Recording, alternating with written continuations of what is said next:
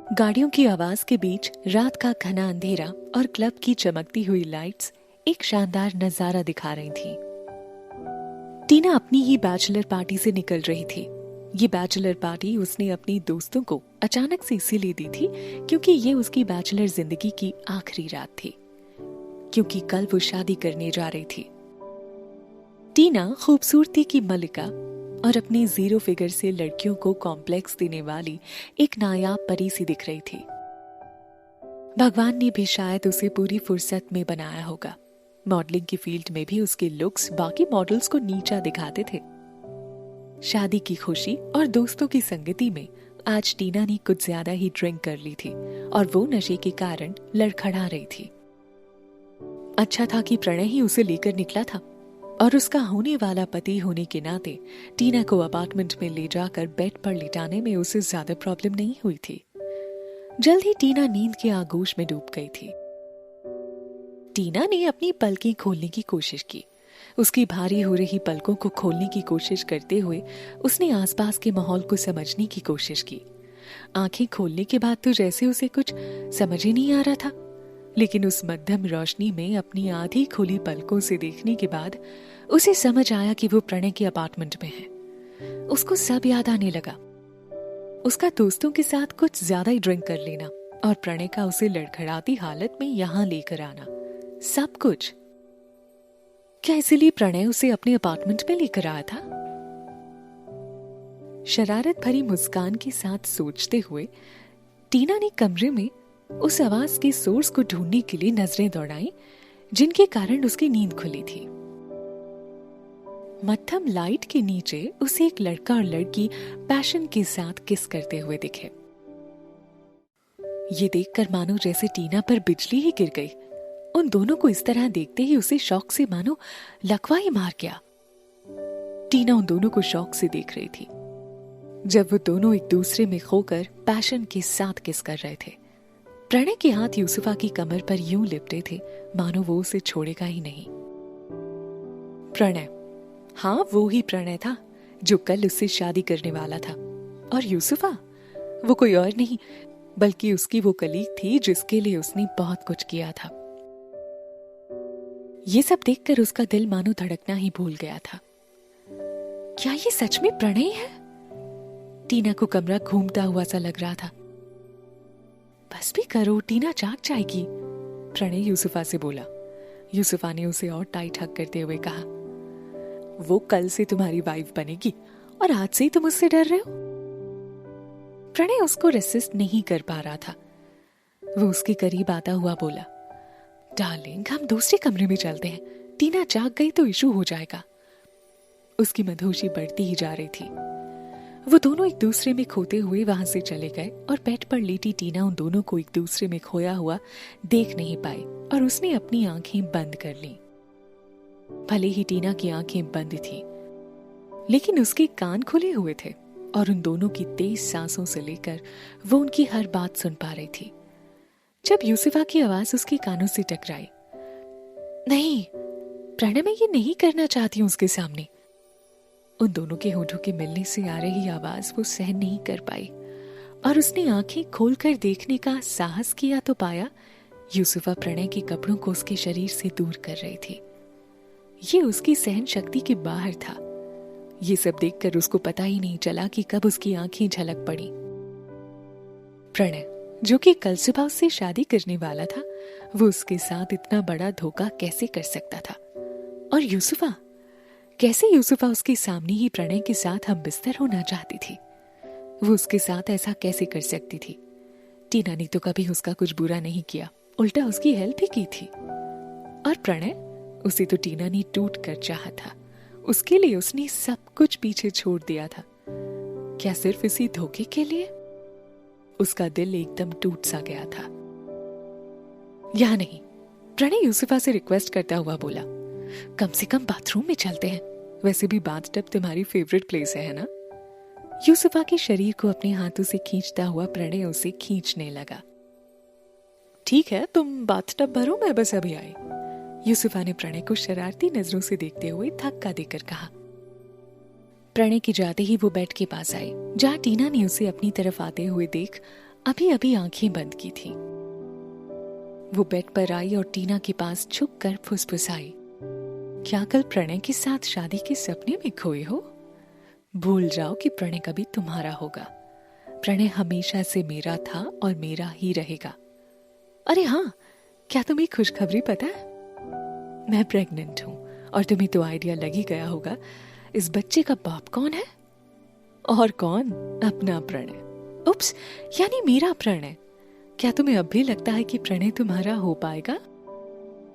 यूसुफा अपने अंदर के गुस्से को दबाने के लिए दांत पीस रही थी, लेकिन उसकी बातों में जहरीली हंसी मिली हुई सी लग रही थी, जैसे वो टीना को अपनी बातों से ही मार डालना चाहती हो। यूसुफा के बाथरूम की तरफ जाने की कुछ देर बाद ही बाथरूम से आने वाली तेज आवाजों से टीना का दिल डूब ही गया। उसकी जगह कोई भी लड़की होती तो ये सब देखकर वो भी इतनी दुखी हो गई होती। वो लड़का जो उससे अगले कुछ ही घंटों में शादी करने वाला हो, वो इतना बुरा कैसे हो सकता था? आखिर कैसे वो टीना की हर कोशिश को बेकार कर सकता था? उसके उन सारे सपनों का क्या होगा जिनमें वो शादी के बाद प्रणय का जीवन संभाल रही थी? उन दोनों के बच्चे हो रहे थे और जीवन में खुशी के पल आ रहे थे, लेकिन अब तो वो सब एक चुटकी में धूल में मिल गए थे। एक रात में ही उसका सब कुछ उसके पास से चला गया था। 3 साल पहले वो इंडस्ट्री की टॉप मॉडल थी, लेकिन उसने अपनी कॉन्ट्रैक्ट्स, अपना प्लेस सब यूसुफा को दे डाला, वो भी प्रणय के एक बार कहने पर ही। आज वही यूसुफा उससे प्रणय को भी छीन चुकी थी। पर प्रणय, वो उसके साथ इतना बड़ा धोखा कैसे कर सकता था? टीना को कुछ समझ ही नहीं आ रहा था। उसकी 2 सबसे बड़ी गलतियां जिन्होंने उसे इस सिचुएशन में पहुंचाया था, वो थी सबको अपनी तरह अच्छा समझना, और उससे भी बड़ी गलती थी आंख मूंद कर प्रणय पर विश्वास करना। लेकिन अब नहीं, अब वो स्वयं को ऐसे हर्ट नहीं होने देगी। लेकिन वो अब कर भी क्या सकती थी? नहीं, ये सच नहीं हो सकता, टीना ने अपने आप से कहा। ये सब सपना है। जब नींद खुलेगी तो ये सब उसके दिमाग से गायब हो चुका होगा। ये सोचते सोचते उसकी आंख लग गई। सुबह जब उसकी नींद खुली तो उसे सब कुछ याद आ गया, लेकिन प्रणय के लिए उसका प्यार उसे ये बात मानने नहीं दे सकता था।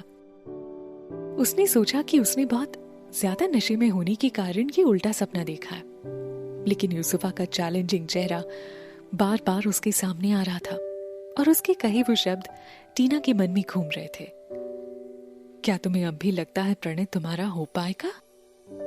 टीना बाथरूम से नहाकर निकली, तभी दूसरी कमरे से प्रणय आता हुआ दिखा।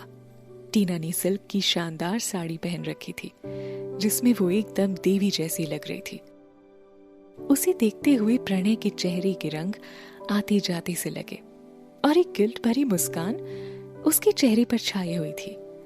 ऐसा लग रहा था जैसे कल रात कुछ हुआ ही ना हो। तुम बहुत प्यारी लग रही हो। अब तो मुझसे इंतजार ही नहीं हो रहा है टीना, प्रणय उसको देखते हुए बोला। यूसुफा कुछ तो करेगी, लेकिन क्या? ये समझने का प्रयास करती टीना जल्दी ही तैयार हुई और प्रणय के साथ रजिस्ट्रेशन ऑफिस के लिए निकल पड़ी। लेकिन तभी प्रणय का फोन बजा और स्क्रीन पर यूसुफा का नाम फ्लैश हुआ। प्रणय ने तुरंत कॉल रिसीव की, तभी उसे दूसरी तरफ से आवाज सुनाई दी। प्रणय, मैं बाथरूम से फिसल गई हूँ और बहुत दर्द हो रहा है, मैं हिल भी नहीं पा रही हूँ, प्लीज जल्दी आ जाओ। ये सुनकर प्रणय परेशान हो उठा। उसने टीना को रजिस्ट्रेशन ऑफिस पहुंचने को कहा और खुद यूसुफा के अपार्टमेंट के लिए निकल गया। टीना, जो ये मानकर खुश थी कि कुछ ही समय में वो शादी करने जा रही है, लेकिन उसके लिए ये शौक बहुत ही डिफिकल्ट था। क्या हुआ? उसने कुछ देर में कॉल करके प्रणय से पूछा। कितनी देर में आ रहे हो तुम? यूसुफा के पैर में चोट लग गई है, मैं उसे हॉस्पिटल लेकर जा रहा हूं, प्रणय परेशानी भरी आवाज में बोला। अभी सिचुएशन सही नहीं है, आई थिंक हमें शादी किसी और दिन करनी होगी। टीना आश्चर्य में पड़ गई। किसी और के लिए वो अपनी शादी तक छोड़ रहा है? मतलब यही है कि प्रणय के लिए उसकी अहमियत यूसुफा से कम है। टीना फोन करने से पहले 2 घंटे इंतजार कर चुकी थी। किसी और दिन? उसका कोई चांस ही नहीं, टीना ने झुंझलाते हुए खुद से कहा। वो बहुत उदास हो गई थी, उसे बहुत दुख हो रहा था। वो जैसे ही घर जाने के लिए निकलने को हुई कि तभी उसकी नजर एक हैंडसम लड़के पर पड़ी। उस लंबे और हैंडसम लड़की ने नीले रंग का शर्ट और ब्लैक पैंट पहन रखी थी, जिसमें उसका शानदार व्यक्तित्व और खिलकर नजर आ रहा था। वो किसी हीरो से कम नहीं लग रहा था। अचानक टीना शॉक में पड़ गई, क्योंकि वो शख्स कोई और नहीं, रणविजय रावत था, RR एंटरटेनमेंट का CEO। टीना जब फेमस थी तब एक बार उससे किसी अवार्ड फंक्शन में मिली थी। इस इंडस्ट्री में ऐसा कोई नहीं था जो इस इंडस्ट्री के किंग को ना जानता हो। वो यहाँ क्यों आया होगा? अभी टीना के मन में ये चल ही रहा था कि तभी रणविजय का असिस्टेंट उसके पास आया और उसकी आवाज टीना को सुनाई देने लगी। सर, रूही फोन नहीं उठा रही है और ना ही वो अभी तक यहाँ आई है। रणविजय के चेहरे पर कुछ परेशानी सी दिखाई देने लगी, लेकिन उसकी आवाज में एटीट्यूड साफ झलक रहा था। उसे कांटेक्ट करो और कहो कि अगर वो 10 मिनट में यहाँ नहीं आई तो उसे आने की कोई जरूरत नहीं है। असिस्टेंट हिचकिचाया, फिर उसने रणविजय को कहा, सर एक्चुअली उसने मैसेज किया है कि वो जिस लड़की से प्यार करती है वो उसके साथ जा रही है और वो आपसे शादी नहीं करना चाहती। रणविजय ये सब सुनकर बोला, हाँ कोई बात नहीं, इट्स हर लॉस। रणविजय गुर्राया, तुम्हारे पास आधा घंटा है, कोई भी लड़की ढूंढ कर लाओ, शादी तो मैं आज ही करूंगा। असिस्टेंट ये सुनकर चक्कर में आ गया। आधे घंटे में लड़की को ढूंढना और उसे रणविजय से शादी करने के लिए तैयार करना बहुत मुश्किल काम था, लेकिन उनके पास और कोई ऑप्शन भी तो नहीं है। अपने चक्कर खाते मन में ये सोचते हुए वो जल्दी से फोन पर किसी का नंबर मिलाने लगा। रणविजय भले ही एंटरटेनमेंट इंडस्ट्री का किंग था, उसके आगे बड़े बड़े मॉडल्स, एक्टर्स, प्रभावशाली लोग सब झुके हुए से नजर आते थे, लेकिन इस सिचुएशन में वो भी थोड़ा परेशान दिख रहा था। उसके परिवार का उस पर लगातार दबाव बना हुआ था कि वो शादी कर ले। यहाँ तक कि एक अमीर परिवार की लड़की से शादी के लिए वो उसे बहुत फोर्स कर रहे थे। रणविजय को जितना अपने काम से प्यार था, उसका 1% भी किसी लड़की से नहीं था। वैसे भी वो अपने परिवार द्वारा पसंद की गई लड़की से शादी नहीं करना चाहता था, इसीलिए उसने अपने असिस्टेंट की हेल्प से एक लड़की से शादी करने का प्लान किया था। उसे बिल्कुल भी आइडिया नहीं था कि उसका प्लान ऐसे फेल हो जाएगा।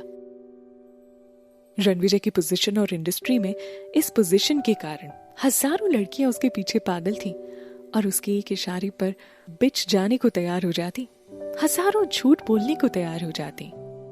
अचानक वहां खड़ी टीना के मन में एक आइडिया आया और उसने आगे बढ़कर उस आइडिया को पूरा करने का निर्णय किया। वो अचानक रणविजय के सामने पहुंची और बोली, हेलो रणविजय जी, आप जिस लड़की से शादी करने आए हैं वो यहाँ नहीं आई, और मैं जिस लड़की से शादी करने वाली थी वो भी यहाँ नहीं आया है। हम दोनों की सिचुएशन सेम ही है, फिर क्यों ना हम दोनों आपस में शादी कर लें? रणविजय का असिस्टेंट ये सुनकर शॉक हो गया। इस लड़की के अंदर इतनी हिम्मत कहां से आई? ऐसा सोचते हुए उसके पैर जैसे वहीं जम गए। रणविजय एक सेकंड के लिए हड़बड़ाया और फिर होश में वापस आकर बोला, तो तुम कह रहे हो क्या हम शादी कर सकते हैं?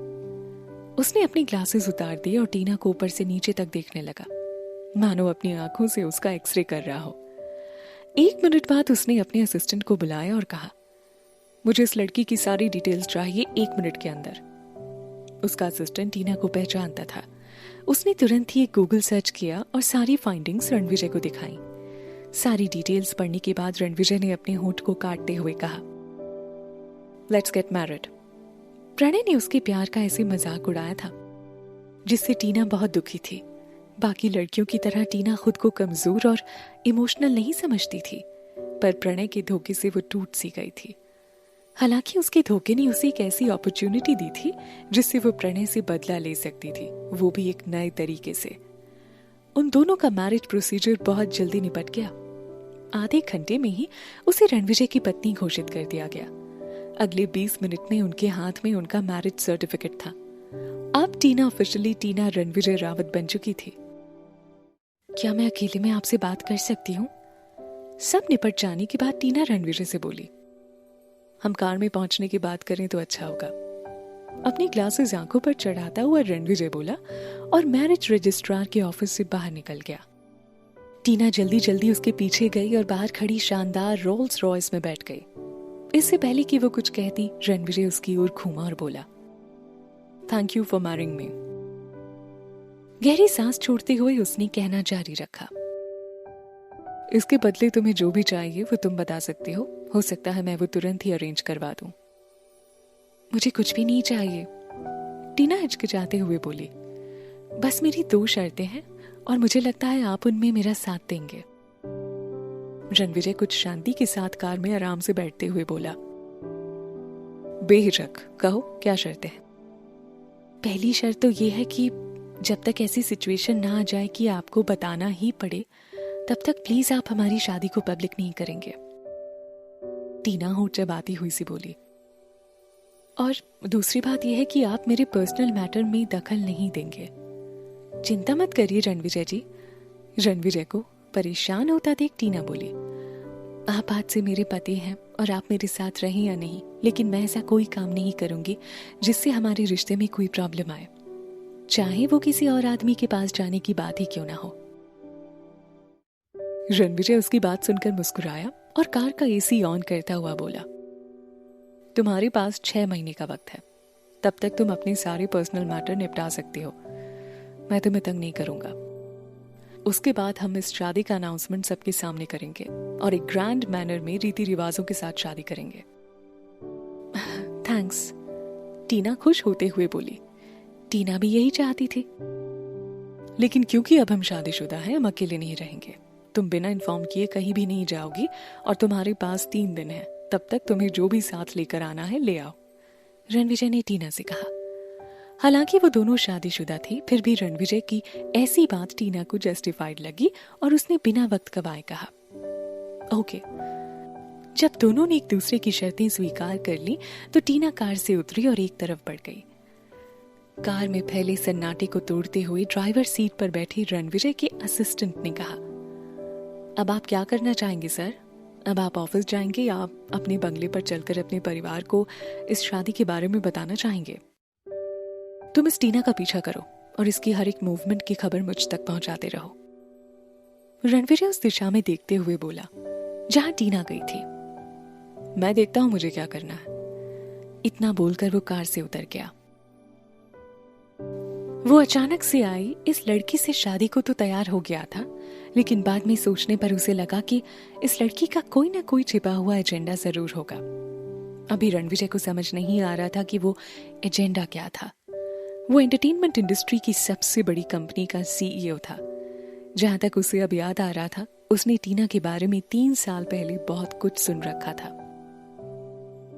3 साल पहले वो एक सेलिब्रिटी मॉडल थी जिसने सभी को पीछे छोड़ रखा था, लेकिन अचानक ही उसने कई बड़ी एंटरटेनमेंट कंपनियों के ऑफर ठुकराने शुरू किए, जिसके कारण उसे ब्लैकलिस्ट भी कर दिया गया। बाद में खबर आई कि उसने प्रणय की छोटी सी कंपनी का कॉन्ट्रैक्ट साइन किया है। इस खबर से पूरी इंडस्ट्री हैरान हुई थी कि उसने इतनी बड़ी कंपनियों को छोड़कर इस छोटी सी कंपनी को क्यों ज्वाइन किया।